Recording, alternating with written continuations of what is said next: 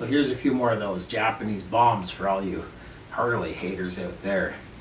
Give the Harley guys a little fodder.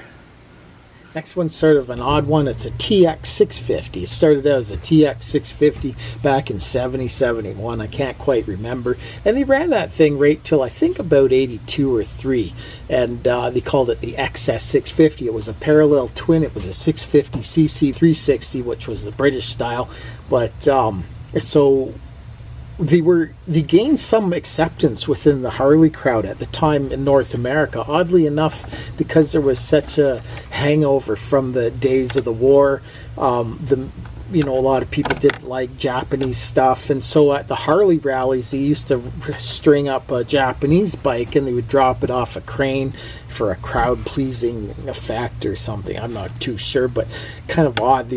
People would ride to the show or the rally on their unreliable AMF Harley Davidsons and old leaky British bikes, and the only one that was really accepted was the XS650 because it would shake and shudder and jiggle like a paint mix master, and it would inevitably leak oil and stuff would fall off it, and they were horrendous to drive. If you went about 100 kilometers on that thing or 100 miles, I mean, you would regret it for the next 2 days. Your extremities would be numb in short order, and they leaked oil and they shook things off the bike. They weren't that reliable. They did have an electric start, so kudos for that.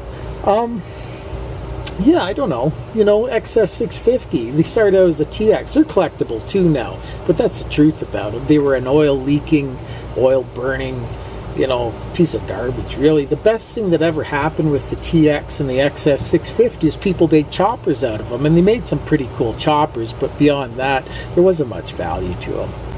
The next dud on the list is another Honda. It's a V65 Honda Magna. They also had a Sabre out at the time. The 65 stood for the cubic inches to make Americans feel warm and fuzzy about their latest offerings. So they had a V30, which was a 500cc, 30 cubic inch, a V45, 45 cubic inch, a 750, and the 65 cubic inch was, of course, an 1100. It was a V4 liquid-cooled dual overhead cam, carbureted affair with a shaft drive. They were actually really nice to drive, compared to the offerings at the time. The first year, I think, was 82, and when you threw a leg over this thing, it was a really civilized motorcycle and good horsepower, too. The problem is they didn't handle very well and the brakes sucked as usual, which is kind of a common thing. The battery was too small. They had a lot of heating issues, but more importantly, they had an appetite for camshafts. So they ran the oil right to the transmission before it got up to the camshafts. So by the time it got up to the cams, it only had 4 psi left. And that was part of it, and it's also rumored that there was problems with the hardening outer surface of the steel on the camshafts. They wear early, and so they had a lot of warranty issues, a lot of angry customers, and the V45 and V65 were afflicted. Oddly enough, they had an Interceptor series too, a sport bike series, which had gear-driven cams instead of the chain, and they didn't seem to suffer from the same demise, have the same appetite for the camshaft. So kind of odd thing, but they went till about 85, 86, sorted it out somewhat, and then they kept flogging it, but in a 750, what do they call it, 750 and 800 VFR 800, that's what it was. And they kept flogging them in that, and the early ones were gear-driven cams, and they didn't have any cam issues, but they had other issues beyond that, and they sold until fairly recently. So that, I think they kind of recouped their money on those bad engines from selling the VFRs. And they also had a Sabre when the Harley craze was on, 15 years ago. They had a Sabre, a chain drive V4.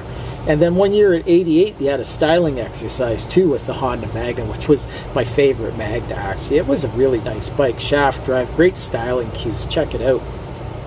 That was the Honda. The next dud in the list is a KZ1300. It was a 6-cylinder dual overhead cam, liquid cooled, carbureted monstrosity. First year was 79. They came out and they had the carburetors were horrible on them. They had 3 2-barrel Mikuni carburetors. They had 1 float, and then they had 2 slides, and they had 1 diaphragm per carburetors. Picture that. So 3 2-barrel Mikuni carburetors. They only used it on that bike, and then there was a GS550 back in 82, 3.4, I think, and they also had that dual barrel Mikuni carburetor thing going on, but it was a different size carburetor, so it shared nothing in common with the KZ1300. But the KZ1300 had a small radiator. It would overheat lots. It had this big wide engine, 6 cylinders, you know, and then it had a 20 liter tank, I think, sitting above the engine, about 2 centimeters above it. And a hot day, about 30 degrees, the gas would start boiling in the tank. And a lot of people smoked back in the day. I don't recall any mishaps, but maybe there was or not. But the fumes you could see coming through the keyhole on a hot day on a KZ1300. The coils would crack, they had ignition problems, they had charging system problems.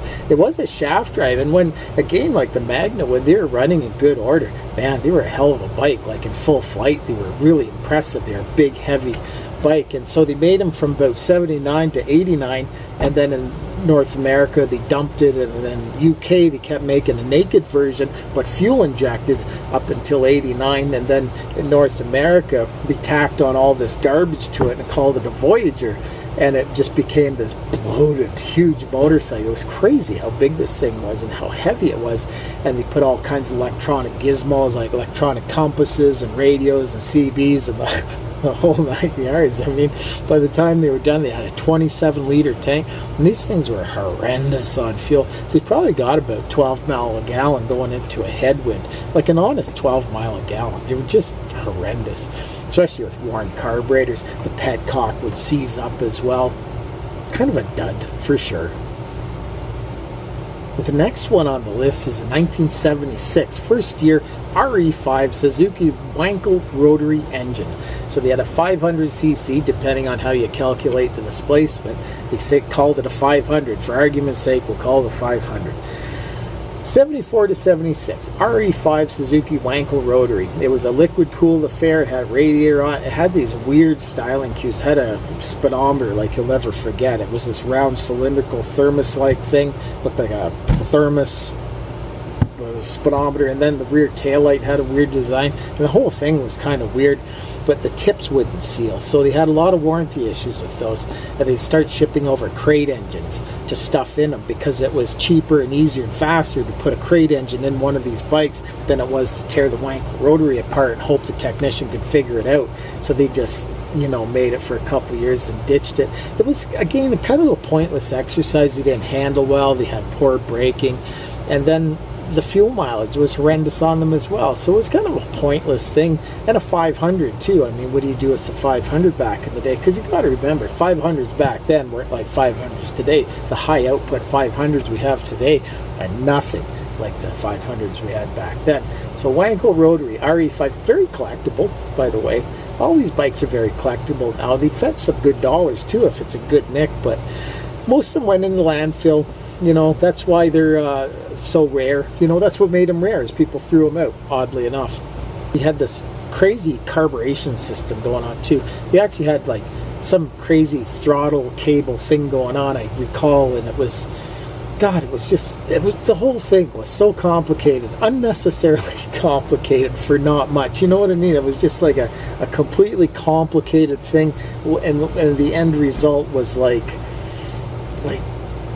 not much, you know, especially when you consider you could buy a liter bike back then, like a GS1000 E model, and it was like 10 times the bike, you know. So anyways, that's RE5. And the last one on the list I'll mention is yet another TX Yamaha, but the first year was 72 on this. This is an old bike, 72 to 75.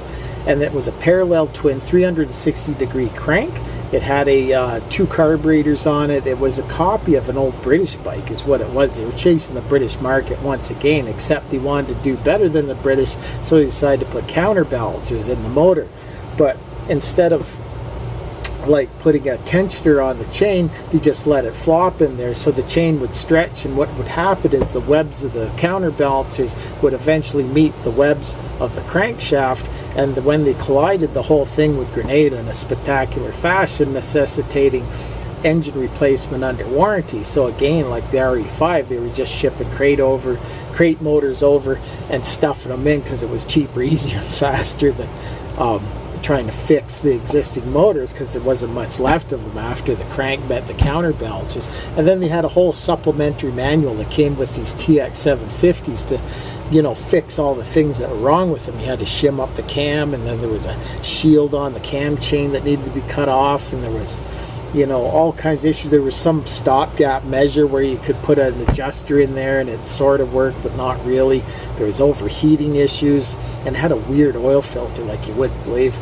Show a picture of it here. And yeah, just a total flop. They made it for like, so after 72 they got it till about 75, and then they pretended like they never made it because it was just such an embarrassment. So I'm sure somebody got fired over it for sure. Anyways, that's my list on bad Japanese motorcycles.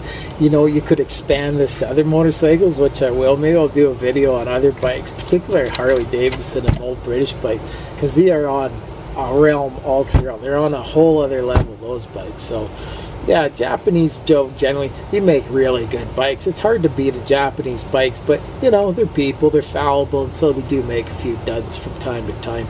That's to be expected. So anyways, hope you enjoyed the video. Hope you found it somewhat informative. If you're out there shopping for a classic motorcycle, you know, maybe those are it's a bit of a minefield, and maybe that'll help you navigate the minefield a little better. So hope it helps. Have a good day. Bye bye.